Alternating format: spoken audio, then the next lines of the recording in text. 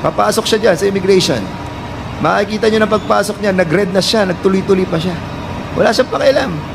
Hindi niya nire-respeto ang ating mga immigration officer. Pakisabi nga sa kanya, niloloko kami mga Pilipino, niloloko mo kami.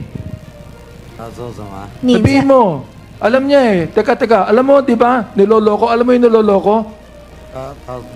Meron ba siyang kaso sa China? Meron siyang kaso? Wala pa. Any kaso? Wala pa daw. Wala. Wala kang kaso. Wala, Sabihin mo, wala. alam mo yung kaso. Kita nyo? Nahuli natin. Marunong magtagalog to, nakakaintindi. Huling-huli.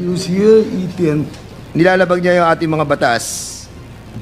Binababoy din niya yung ating mga opisyales ng ating gobyerno. And for this reason, Mr. Chairman, I move that we cite this person in contempt. Kalokang kaganapan dito ah. Let's watch